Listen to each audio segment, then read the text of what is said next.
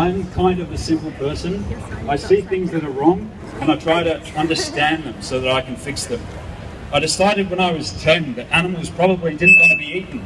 So I went vegetarian, and for 9 years that was enough for me. I thought I was doing my part. I didn't know what a battery cage was, I didn't know what a macerator was, a race, a knocking box, a firing crate, a bolt gun. The terms exsanguination and controlled atmosphere killing meant nothing to me. I never met a pig, cow, goat, duck or sheep. I knew about slaughterhouses, but only in the vaguest sense. Footage existed, but it wasn't recent and it wasn't from Australia, so I didn't really concern myself with it. And so this naive, superficial conception that I had about the animal agriculture industry, about slaughterhouses, was enough for me. Until I stepped inside one. I remember the wheelbarrow left there overnight, overflowing with entrails and viscera, being eaten by a pig who had escaped the pens. I remember a pig's head hanging on a hook, his eyes slightly open and mouth agape. A few metres from his torso that had been split down the middle. A few metres away on a bench sat a knife and sledgehammer stained with blood. I remember feeling anger like I've never felt before and realising that I didn't understand a damn thing.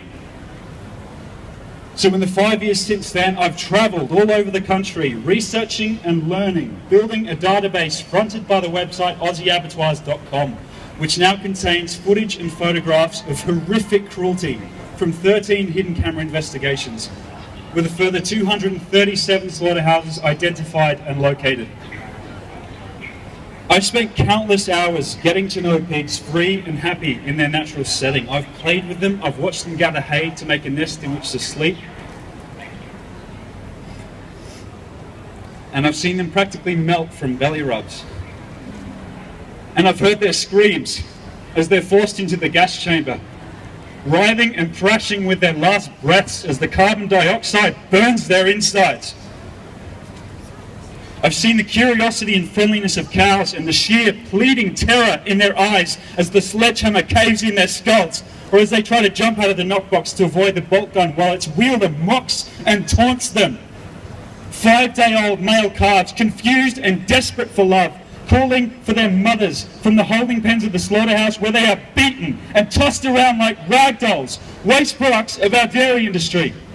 Thousands upon thousands of cheeping male chicks dropped from a conveyor belt into the blades of a macerator, their blood spattered all over its walls for the crime of being unable to lay eggs.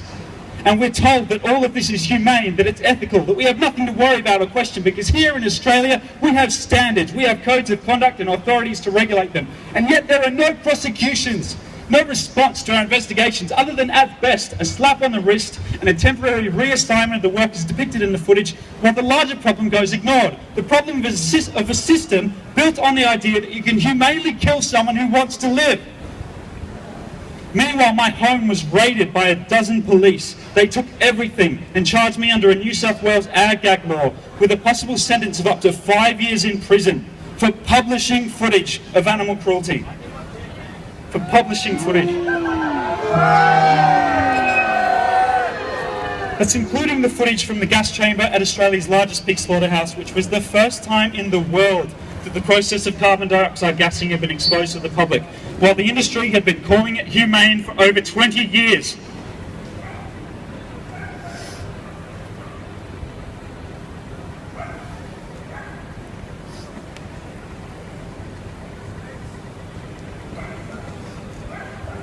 If the greatness of a nation and its moral progress can be judged by the way its animals are treated, what does that say about Australia, where we praise those who exploit and abuse animals as community heroes, while treating those who stand up for animals worse than pedophiles, labelling them terrorists for having the gall to think that needlessly inflicting pain and death is wrong? Where we slaughter some 600 million land animals every year, including 500 million broiler chickens for meat, 5 million pigs, 12 million layer hens because their egg laying has started to slow down, and their 12 million brothers who couldn't lay any, hundreds of thousands of male calves because they can't produce milk, and many millions more lambs, cows, bulls, goats, turkeys and ducks. The thing I've come to understand above all is that this is not an industry we are up against. It is an empire of suffering and blood that takes for greed without mercy or remorse, entrenched in a national identity we're told to be proud of. propped up by our government while it destroys our environment, fills our hospitals, and tears down any right we have to claim that we've learned anything from the violence that this nation as we know it today was founded upon.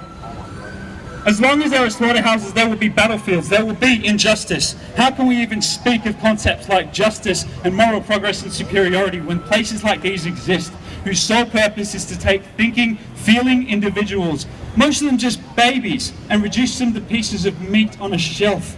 I am sick of walking past thousands upon thousands of suffering animals and sitting through hundreds and hundreds of hours of footage to choose whose stories to tell, whose suffering to give some sort of meaning to. I have become so desensitized to seeing pain and death that I relish seeing things that can still make me angry because it reminds me that I'm still human.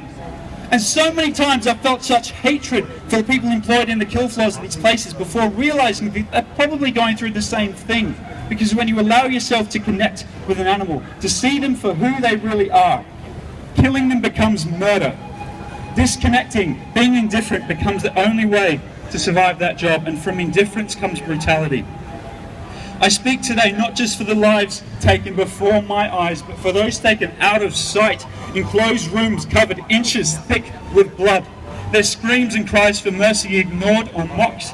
Their fear and suffering, their memories and desires, everything that makes them as unique as each of us and the companion animals we share our homes with, lost, forever forgotten. The final traces of evidence that they ever even existed, pressure hosed down the drain or washed down our sink, leaving behind only clean white walls and dinner plates, so that the next day we can do it all over again while we take comfort and assurance from marketing slogans like Happy Cows, Free Range, and RSPCA approved.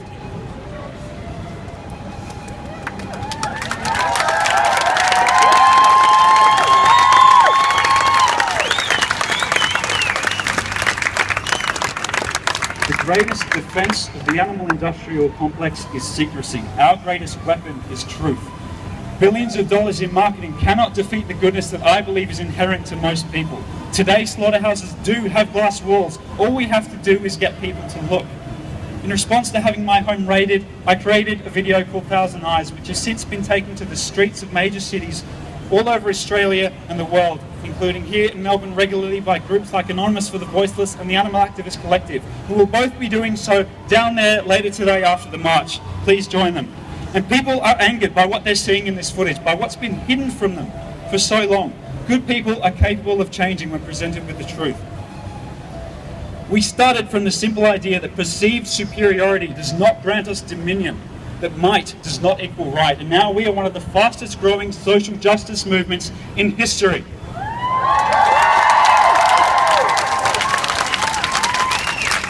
They can ridicule us, raid us, attack us, or throw us in jail, but nothing they can do to us can ever compare to what is happening day after day in our country's slaughterhouses. And until every last one is shut down, we owe their victims nothing less than everything we have.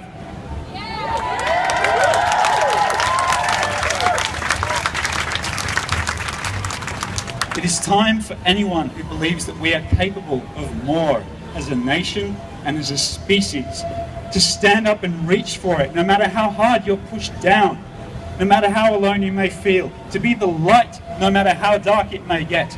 Because when you stand on the right side of history, you are never alone.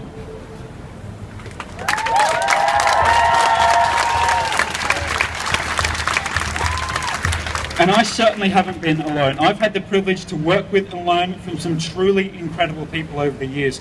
Most of them women who get far too little recognition in this movement, while I get to stand up here and take all the credit. This is thankless work, so I want to thank every single activist who gets out there, but I especially want to thank those female activists, those who showed me the way when I was lost in this world, those who continue to fight and to lead and to work so tirelessly in the background without ever asking for anything in return, and those who help me understand that this movement is not just about closing slaughterhouses, it is about achieving justice for all who are oppressed.